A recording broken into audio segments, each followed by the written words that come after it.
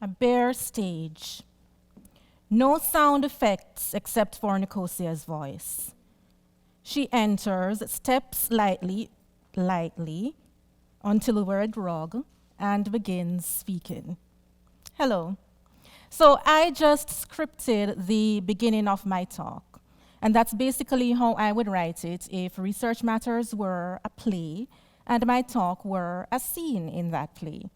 And my script is pretty precise, but there are certain things that even the most carefully crafted script can't convey.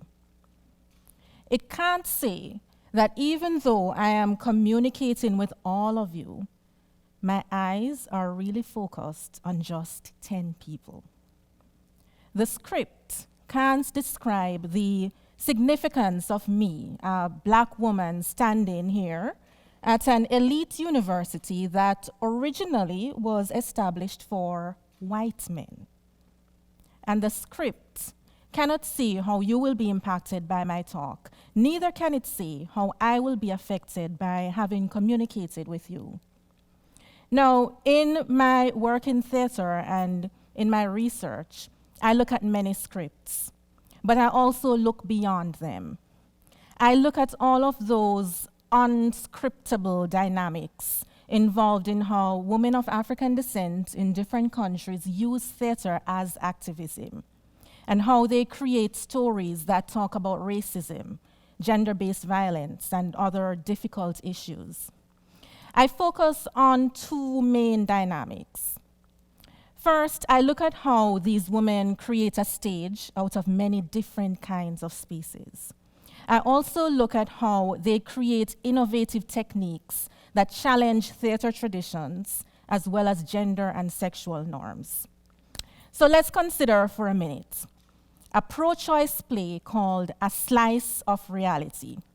And this was a play that was produced by a very famous Jamaican group called Sistren Theatre Collective, working with a community-based set of activists, the Hannahtown Cultural Group.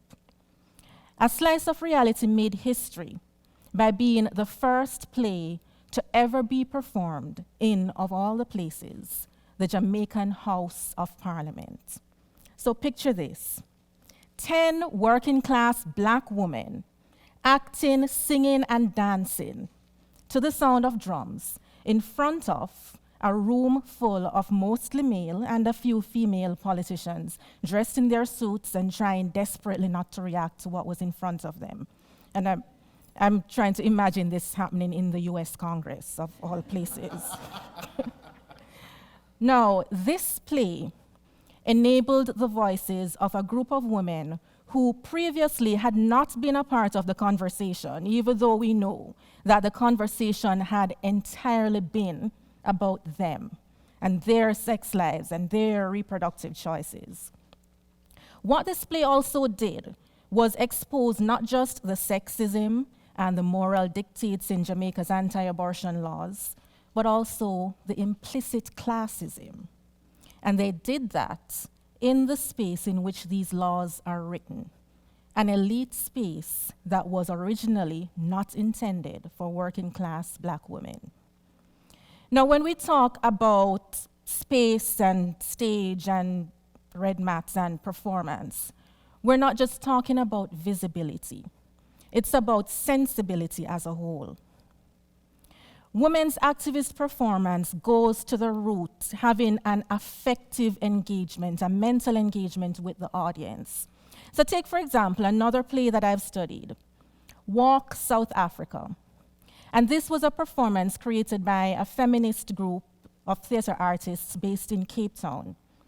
Walk South Africa is interesting because it does something that a lot of performances don't do, and that is resist the pressure to make the audience feel better, to give the audience a resolution.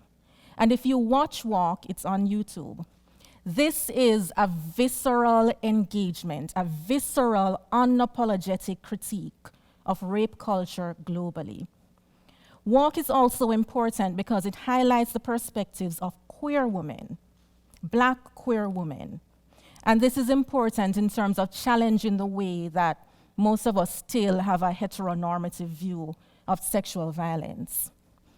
At the end of walk, the performers leave and walk out into the city, and the audience actually follows them, almost on impulse. It is now their job to act on what they've just seen.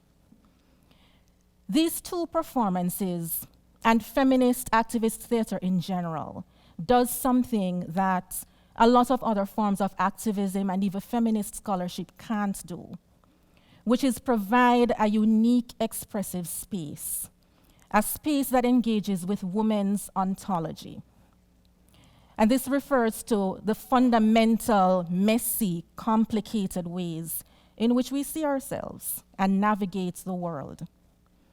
And for me, and I hope for you as well, this unique expressive space is absolutely indispensable.